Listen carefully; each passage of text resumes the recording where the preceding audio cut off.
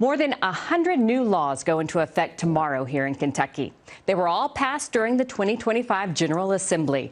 Republican leaders in the state Senate explained some of the new laws during a press conference yesterday. Emily Sisk was there in Frankfort and has more on what you need to know in tonight's legislative update. More than 100 new state laws take effect this week, ranging from protections in schools to housing and spending cuts. Senate Bill 2 prohibits gender reassignment surgery or treatment for inmates. Senator Mike Wilson said funding had been ongoing without the public's knowledge. Let me be clear. Kentucky taxpayers should not be required to fund elective transgender surgeries or hormone therapies for inmates, procedures that are medically unnecessary, ideologically driven, and unsupported by most correctional health experts. This bill ends the secretive policy that allowed these procedures to proceed without public or legislative knowledge. Another bill taking effect restricts how teachers contact students outside of the classroom. Senate Bill 181 requires all communication between school staff and students to be traceable, not over social media or text. The intent of Senate Bill 181 is about child protection, it's about student safety, and it's about communication between school employees and parents. If parents want teachers to be able to contact their child in a different way, they could fill out a waiver. Some teachers have complained this law puts up unnecessary barriers and punishes the rule instead of the exception. Wise said saving children from online predators is worth the inconvenience. Inconveniences by waivers and getting permission forms signed, that's nothing compared to what that family had to deal with. Housing, or the lack thereof, was another point of discussion on Wednesday. We're some 200,000 housing units short in the state of Kentucky. Bills related to housing are taking effect this week.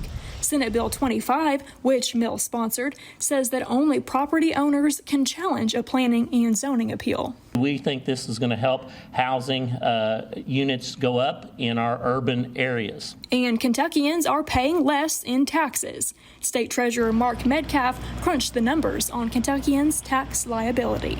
When the Senate and House majorities took over in 2017, each Kentucky taxpayer owed $39,000.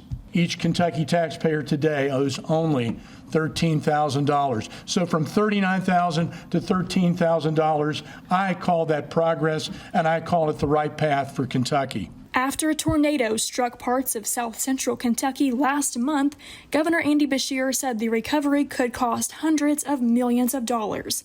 Beshear said he might need to call a special legislative session to allocate more disaster relief money. Lawmakers were asked about the possibility of a special session. There was quite a substantial amount of storm damage. It does take time to recover, and we've got a few months and we're back in session. So I think we're just in a wait and see mode, see the numbers that the governor gives us and says, I think I need X amount, and we'd probably have a response back to that. We had $200 million that's accessible to him over the next 6 months. Yeah. And if he needs more, we can do a one-day session, waive second readings, and have something to him within days if needed.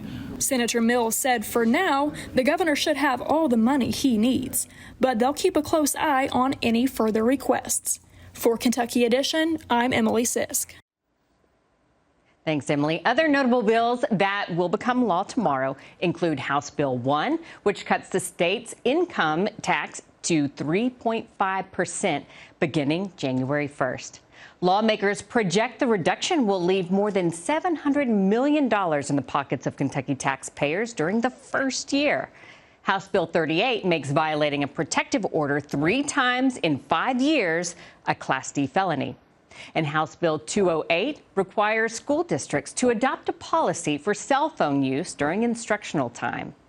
House Bill 240 requires a reading proficiency screener for every kindergarten and first grade student. Those who are falling behind will be held back a year. and Senate Bill 73, which makes sexual extortion a felony, provides legal remedies to victims, and prioritizes prevention education for students.